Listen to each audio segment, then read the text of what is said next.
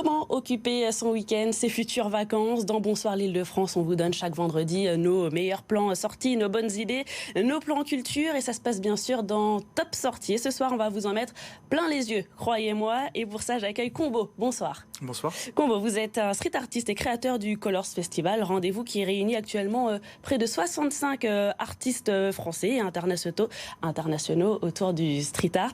Ça se passe dans le 11e arrondissement de la capitale. Bon, je ne mens pas aux téléspectateurs quand je dis qu'on va en prendre plein les yeux, qu'il y a beaucoup de couleurs, de graphismes forcément. Exactement, en fait, c'est vraiment une exposition où la couleur est le nom du festival, donc c'est vraiment la thématique.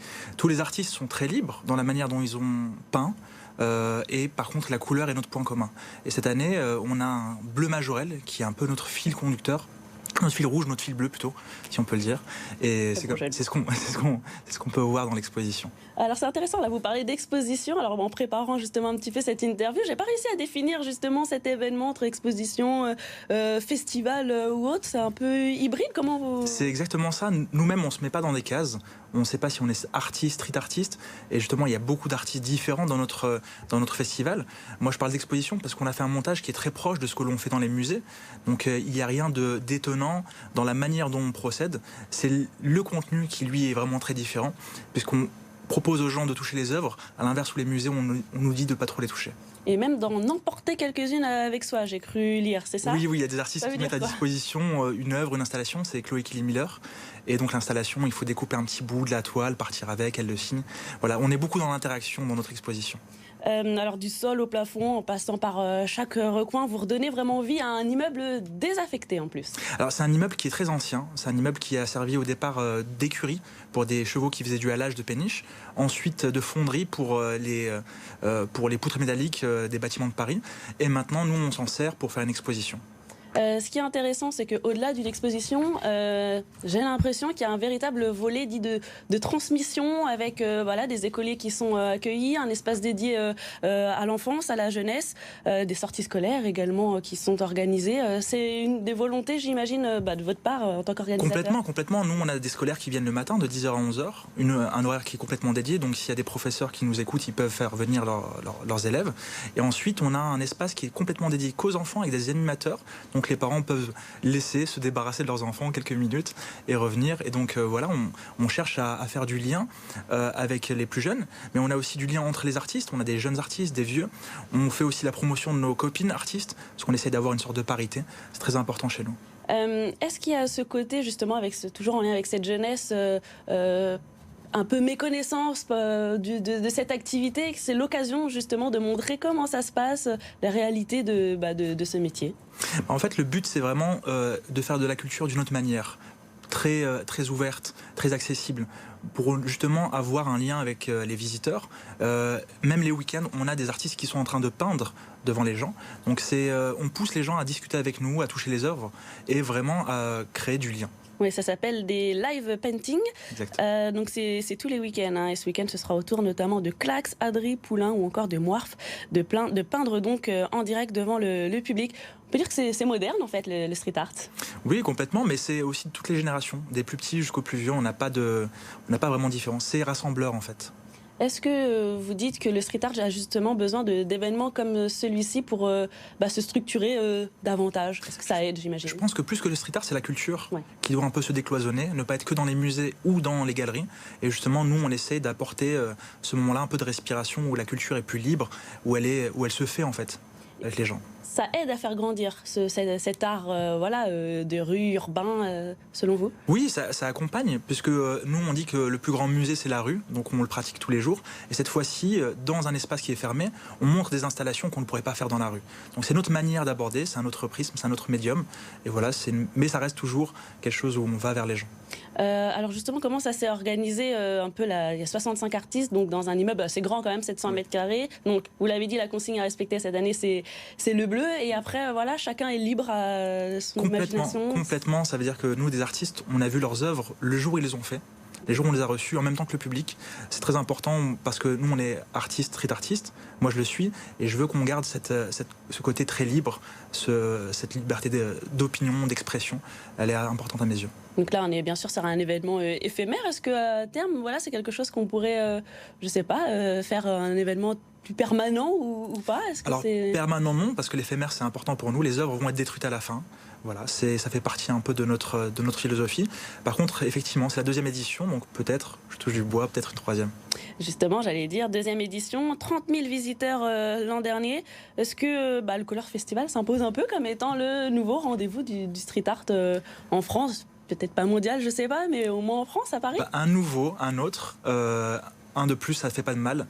Et ça permet aussi de faire venir des artistes qu'on n'a pas l'habitude de voir ici. Cette année, des Mexicains, des Américains, des Anglais, des Marocains aussi. Donc très éclectique. Pour donner envie justement aux téléspectateurs qui nous regardent de venir, voilà, si vous deviez citer, je sais pas, une ou deux œuvres ou un ou deux artistes présents.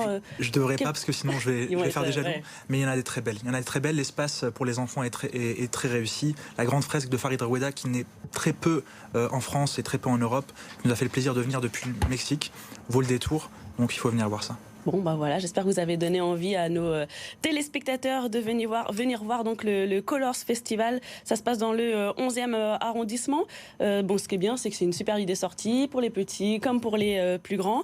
C'est imagé, forcément. Il y a de la couleur, c'est visuel. Ça a commencé le 2 avril. Les débuts sont bien passés, j'imagine. Alors, on est complet les week-ends. D'accord. Complètement, déjà. Donc il faut le prendre à l'avance. On a un site où justement on prend des créneaux horaires. On sera ouvert ce week-end, on sera ouvert pendant les vacances scolaires, on sera ouvert pendant le férié.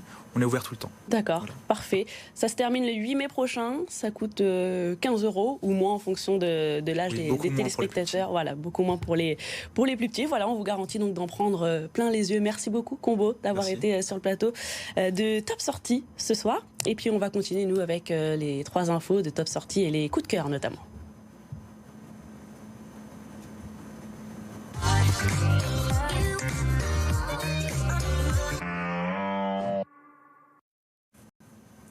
Et c'est parti pour les coups de cœur de la rédaction et également de Vincent de Paris Zigzag qui n'est pas là ce vendredi soir mais qui nous a quand même fait parvenir son coup de cœur de la semaine. On va commencer donc avec la maison de Monet. Vincent veut vous faire découvrir le jardin de Monet qui se trouve à Giverny.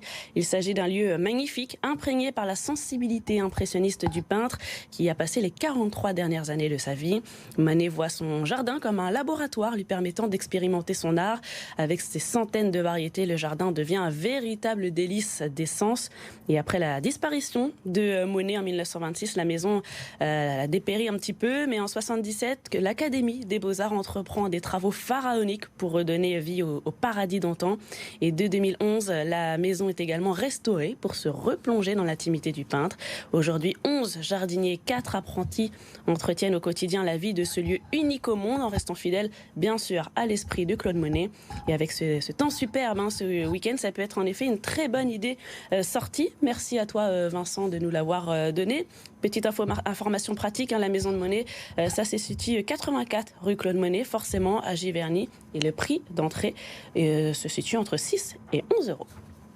On passe désormais à mon coup de cœur à moi. Et si vous êtes comme moi et que vous adorez Barcelone, la Sagrada Familia, la Casa Mia ou encore le Parc Güell, eh bien, vous allez forcément aimer la toute nouvelle exposition du musée d'Orsay consacrée à Antoni Gaudí. Le célèbre architecte qui a sublimé Barcelone est à l'honneur jusqu'en juillet prochain.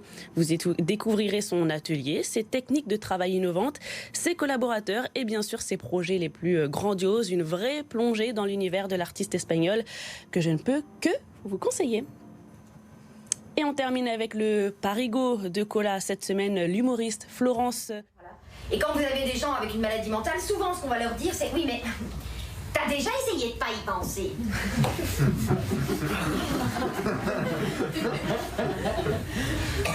Mais putain, mais oui! Mais putain, mais c'est ça que j'aurais dû faire là. Mais merci Chantal, mais docteur, vous entendez?